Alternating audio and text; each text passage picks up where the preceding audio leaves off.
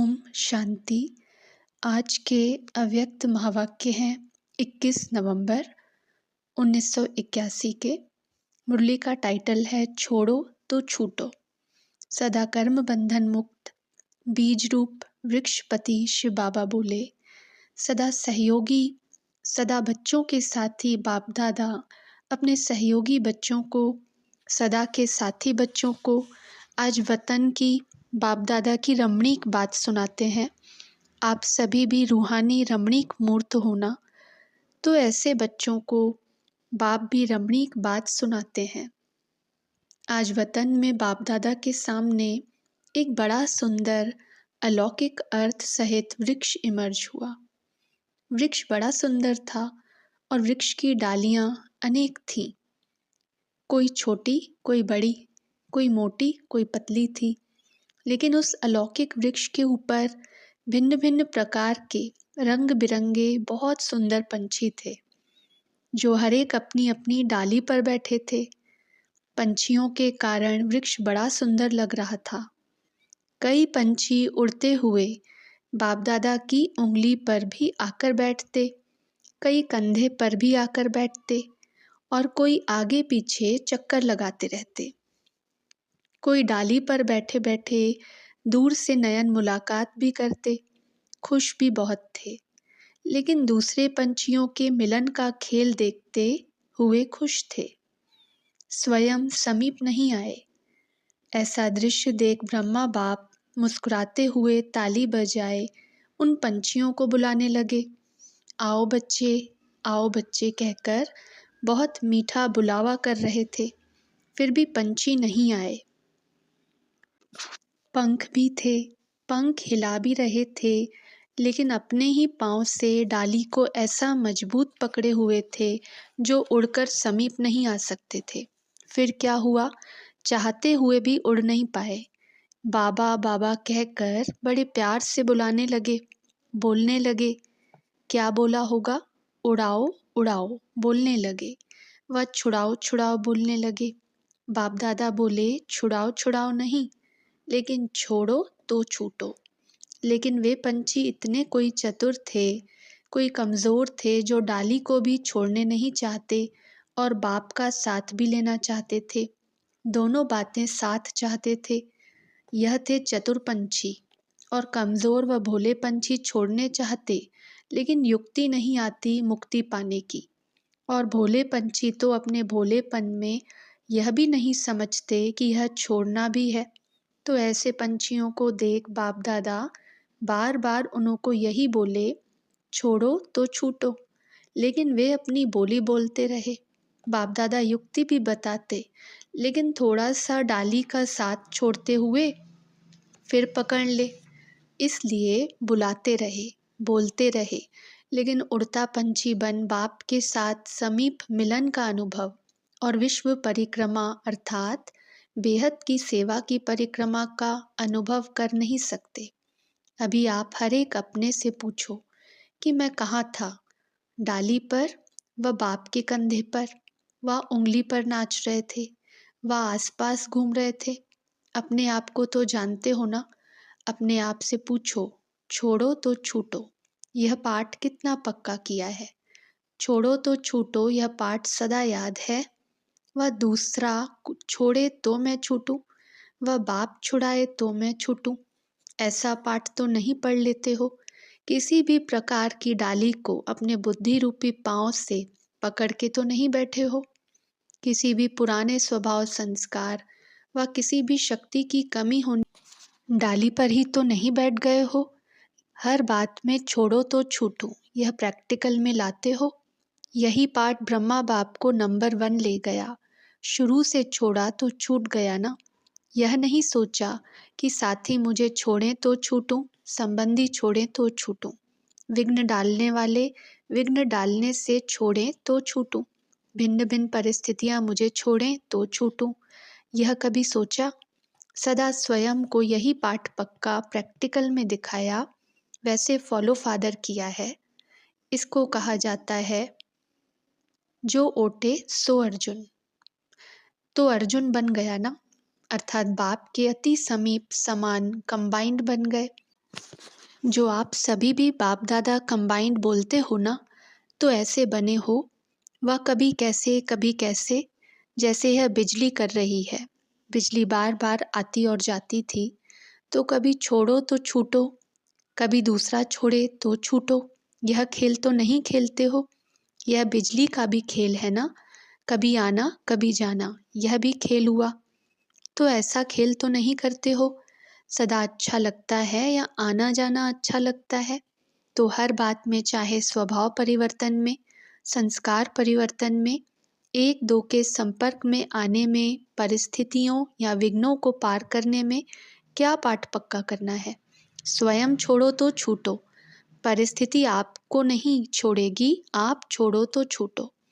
दूसरी आत्माएं संस्कार के टकराव में भी आती हैं, तो भी यही सोचो कि मैं छोड़ूं तो छूटूं। यह टकराव छोड़े तो छूटूं, यह नहीं।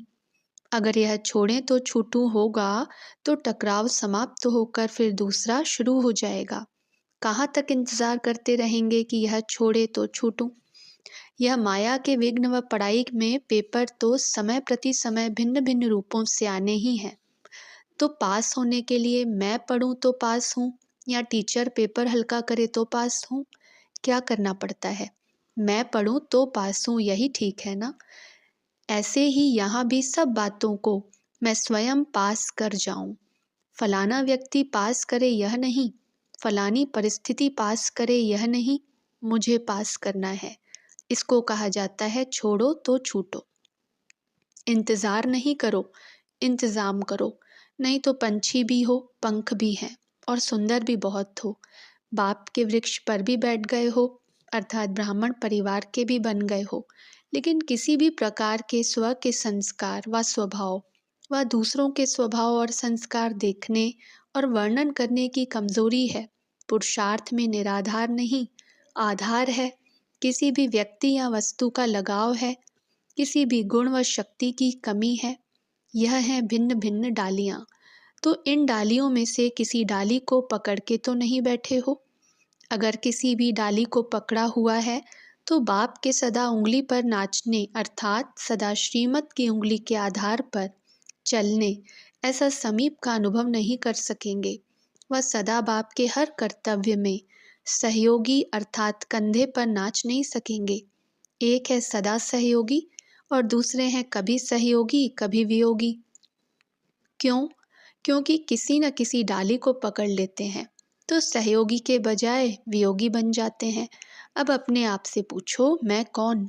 समझा? तो आज का पाठ क्या पक्का किया? छोड़ो तो छूटो, पक्का किया ना? डाली को तो नहीं पकड़ेंगे ना? थक जाते हैं ना, तो डाली को पकड़कर बैठ जाते हैं। कभी स्वयं से थक जाते हैं, कभी दूसरों से थक जाते हैं, कभी सेवा से थक जाते हैं, तो डाली को पकड़कर फिर चिल्लाते हैं, अब छुड़ाओ, अब छुड़ाओ। पकड़ा खुद और छुड़ावे बाप। यह क्यों? इसलिए बाप सदा छोड़ने की युक्ति बताते। छोड़ेंगे तो खुद ना, करेंगे तो पाएंगे। यह भी बाप करेंगे तो पाएंगे कौन? करे बाप और पाएं आप।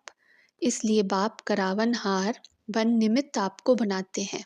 तो महाराष्ट्र और राजस्थान में पंछी तो सब सुंदर होना, बॉम्बे में सुंदर पंछी होते हैं ना, और राजस्थान में भी हो तो बाप के सभी सुंदर पंछी, पंखों वाले पंछी, लेकिन डाली वाले पंछी हैं व उड़ने वाले पंछी हैं, यह चेक करो।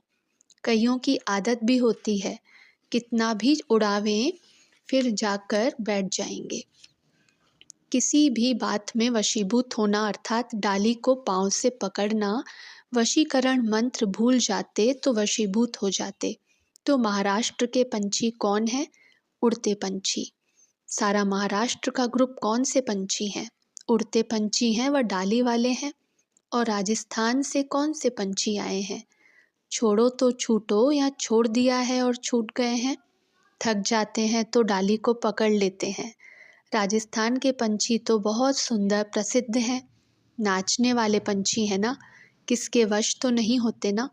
चक्कर लगाने वाले पंछी, अर्थात सोचते बहुत हैं, यह करेंगे, यह करके दिखाएंगे, लेकिन फिरते रहते हैं आसपास, उड़ते नहीं हैं। ऐसे भी बहुत हैं। करेंगे करेंगे, होगा, दिखाएंगे, सोचेंगे, गे गे करने वाले हैं। यह है आस पास चक्कर लगाने वाले। तो कौन सा ग्रुप लाई हो? बॉम्बे से कौन लाई हो? राजस्थान से कौन सा लाई हो?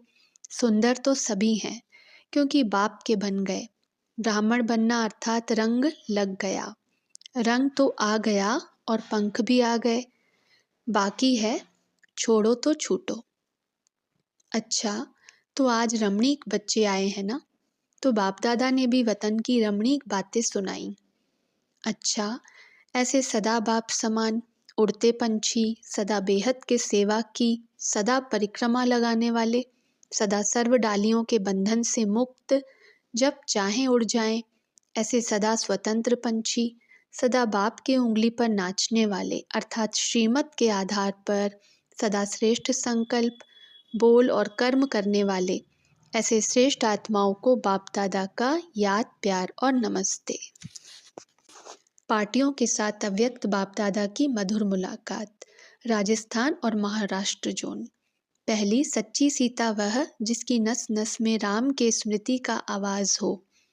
अपने को सच्ची सीता समझते हो? सच्ची सीता अर्थात हर कदम श्रीमत की लकीर के अंदर, तो सदा लकीर के अंदर रहते हो ना। राम एक है, बाकी सब सीताएं हो।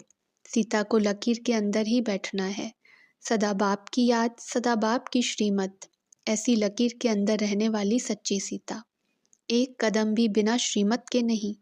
जैसे ट्रेन को पटरी पर खड़ा कर देते हैं तो ऑटोमेटिकली रास्ते पर चलती रहती है, ऐसे ही रोज अमृत वेले याद की लकीर पर खड़े हो जाओ। अमृत वेला है फाउंडेशन। अमृत वेला ठीक है तो सारा दिन ठीक हो जाएगा।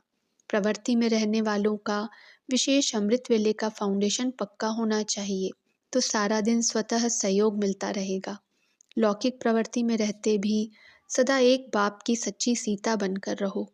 सीता को सदा राम ही याद रहे। नस नस में राम के स्मृति की आवाज हो।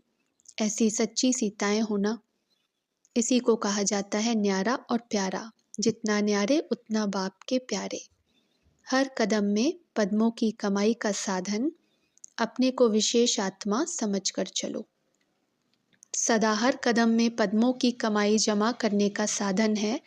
हर कदम में अपने को विशेष आत्मा समझो, तो जैसी स्मृति होगी वैसी स्थिति स्वतः हो जाएगी। कर्म भी विशेष हो जाएंगे। तो सदा यह स्मृति रहे कि मैं विशेष आत्मा हूँ, क्योंकि बाप ने अपना बना लिया। इससे बड़ी विशेषता और क्या हो सकती है? भगवान के बच्चे बन जाना, यह सबसे बड़ी विशेषता है। सदा इसी स्मृति में रहना अर्थात पद्मों की कमाई जमा करना। किसके बने और क्या बने हैं, यह भी याद रखो तो कमाई होती रहेगी। विश्व के आत्माओं की निगाह आपके ऊपर है। इतनी ऊंचे ते ऊंची आत्माएं हो तो सदा हर पाठ बजाने, उठने, बैठने, चलने इस स्मृति में रहो कि हम स्टेज पर पाठ बजा रहे हैं। यह ब्राह्मण जीवन है ही, आदि से अंत तक स्टेज के ऊपर पाठ बजाने वाले। सदा यह स्मृति रहेगी कि मैं बेहद विश्व की स्टेज पर हूँ, तो स्वतः हर कर्म के ऊपर अटेंशन रहेगा। इतना अटेंशन रखकर कर्म करेंगे तो कमाई जमा होती रहेगी। तीसरा, समीप आत्माओं की निशानी सदा बाप के समान। सदा अपने को बाप के समीप आत्मा समझते हो। समीप आत्माओं की निशानी क्या होती है? सदा बाप के समान। जो बाप के गुण वह बच्चों के गुण, जो बाप का कर्तव्य वह सदा बच्चों का कर्तव्य। हर संकल्प और कर्म में बाप समान, इसको कहते हैं समीप आत्मा। जो समीप स्थिति वाले हैं वे सदा विघ्न विनाशक होंगे, किसी भी प्रकार के विघ्न के वशीभूत नहीं होंगे। अगर विघ्न के वशीभूत हो गए तो विघ्न विनाशक नहीं कह सकते। किसी भी प्रकार के विघ्न को पार करने वाला, इसको कहा जाता है विघ्न विनाशक। तो कभी किसी भी प्रकार के विघ्न को देखकर घबराते तो नहीं हो? क्या और कैसे का क्वेश्चन तो नहीं उठता है? अनेक बार के विजयी हैं, यह स्मृति रहे तो विघ्न विनाशक हो जाएंगे। अनेक बार की हुई बात रिपीट कर रहे हो, ऐसे सहज योगी। इस निश्चय में रहने वाली विघ्न विनाशक आत्मा स्वतः और सहज योगी होगी। चौथा, संगम युग है समर्थ युग। इससे व्यर्थ को समाप्त कर समर्थ बनो। सदा अपने को समर्थ आत्माएं समझकर चलते हो। जब सर्वशक्तिवान की स्मृति है तो स्वतः समर्थ हो। समर्थ आत्मा की निशानी क्या होगी? जहाँ समर्थी है वहाँ व्यर्थ सदा के लिए समाप्त हो जाता है। समर्थ आत्मा अर्थात व्यर्थ से किनारा करने वाले, संकल्प में भी व्यर्थ नहीं। ऐसे समर्थ बाप के बच्चे सदा समर्थ। आधा कल्प तो व्यर्थ सोचा, व्यर्थ किया, अब संगम युग है समर्थ युग। समर्थ युग, समर्थ बाप और समर्थ आत्माएं, तो व्यर्थ समाप्त हो गया ना। सदा यह स्मृति में रखो कि हम समर्थ युग के वासी, समर्थ बाप के बच्चे, समर्थ आत्मा हैं। जैसा समय, जैसा बाप, वैसे बच्चे। कलयुग है व्यर्थ। जब कलयुग का किनारा कर चुके संगम युगी बन गए तो व्यर्थ से किनारा हो ही गया। तो सिर्फ समय की याद रहे तो समय के प्रमाण स्वतः कर्म चलेंगे। अच्छा, ओम शांति।